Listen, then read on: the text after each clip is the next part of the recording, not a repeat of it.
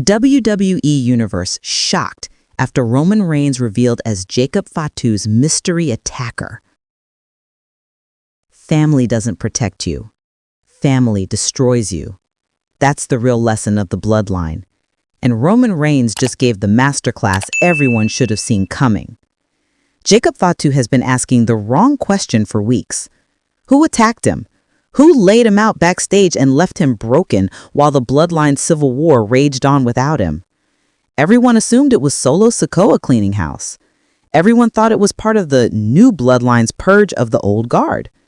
Everyone was looking in the wrong direction while the real architect of destruction was hiding in plain sight. It was Roman Reigns, the tribal chief, the head of the table, the man who built an empire on family loyalty and burned it all down the moment that loyalty stopped serving his purposes. This revelation doesn't just rewrite the last few months of Bloodline chaos, it exposes the fundamental lie that Roman's entire reign was built on. He never cared about family. He cared about control. And the moment Jacob Fatu became a threat to that control, the moment his power and presence started shifting the balance away from Roman's grasp, Jacob had to be eliminated. Not defeated, not humbled, eliminated. Think about the timing. Jacob Fatu arrives on the scene as the most dangerous member of the Bloodline anyone has ever seen. He's not Jay learning to stand up for himself. He's not Jimmy trying to find his place. He's not even Solo awkwardly trying to fill Roman's shoes. Jacob is legitimacy and violence incarnate. He's the Samoan werewolf, the enforcer who makes everyone else look like they're playing at being tough. He walks into WWE and immediately the conversation changes from when Roman returns to whether Roman even matters anymore when Jacob Fatu exists. That's the threat Roman couldn't tolerate. Not open rebellion, not someone challenging him face to face, but irrelevance. The possibility that the Bloodline could function, could even thrive without the tribal chief pulling the strings. Jacob represented evolution, the next generation taking what Roman built and making it their own. And Roman's ego would rather see the Bloodline burn than watch it succeed without him at the center. So, he orchestrated the attack. Calculated, precise, timed perfectly to sow maximum chaos and suspicion elsewhere. While everyone was busy accusing Solo, blaming the new Bloodline, fighting amongst themselves, Roman was pulling strings from the shadows and watching his family tear itself apart, because that's what Roman does. He doesn't fight fair. He doesn't take responsibility. He manipulates, controls, and destroys anyone who threatens his narrative of being the most important Samoan wrestler who ever lived. The brutality of the attack makes perfect sense now. This wasn't just about removing Jacob from the board temporarily. This was about sending a message written in pain and humiliation.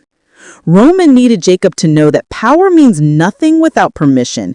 Talent means nothing without approval. You can be the most dangerous man in the family, but if the tribal chief decides you're a problem, you become a victim. That's the hierarchy. That's the order. That's what acknowledging Roman Reigns really means.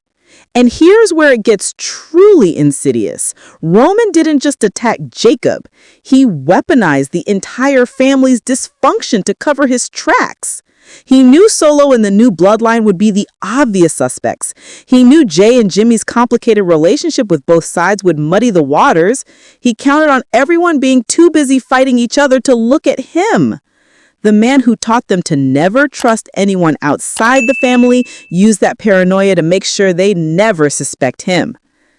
This is the Roman Reigns everyone should have recognized years ago. Not the hero who unified the titles, not the dominant champion who elevated SmackDown, but the narcissist who needed complete submission from everyone around him and called it family. The manipulator who demanded loyalty but never offered it in return. The tyrant who convinced an entire audience that his ruthlessness was strength when it was always just cruelty dressed up as leadership. Jacob Fatu lying in that backstage area, blindsided and broken, wondering which family member hated him enough to do this. That's the image Roman wanted burnt into everyone's mind. Not because Jacob deserved it, but because Roman needed everyone to remember that even the strongest, even the most legitimate, even the most dangerous members of the bloodline are only as safe as Roman decides they should be. The revelation changes everything that's happened since then. Every bloodline confrontation, every family meeting, every attempt to rebuild unity was happening while Roman's betrayal poisoned the foundation. Solo trying to lead while carrying the weight of suspicion for something he didn't do. Jay and Jimmy's relationship fracturing under the stress of not knowing who to trust. The entire Samoan dynasty eating itself alive because Roman decided his ego mattered more than the legacy he claimed to protect. What makes this unbearable is that Roman will justify it. He'll claim it was necessary. He'll say Jacob needed to be tested, needed to understand respect, needed to learn his place. He'll reframe attempted murder of a family member as education, as tradition, as what being the tribal chief requires. And some people will believe him because they've been conditioned to think Roman's cruelty is wisdom. But there's no wisdom in destroying your own family to maintain power. There's no leadership in attacking someone from behind because you're terrified of them surpassing you. There's no honor in using family ties as weapons instead of bonds. Roman didn't attack Jacob Fatu to protect the bloodline. He did it to protect himself from becoming obsolete. And that's the most damning indictment of his entire reign. This is what tribal chiefs do when their tribe outgrows them. They cling to power by any means necessary. They betray before they can be surpassed. They destroy potential successors and call it preserving tradition. Roman Reigns looked at Jacob Fatu and saw everything he used to be, everything he's terrified of losing, and everything that proves his time at the top should have ended already. So, he committed the unforgivable sin. He attacked family. Not in the heat of battle, not in fair competition, but from the shadows with calculation, with premeditation. He became exactly what he always accused everyone else of being, a traitor to the bloodline, a threat to the family, the cancer that needed to be cut out.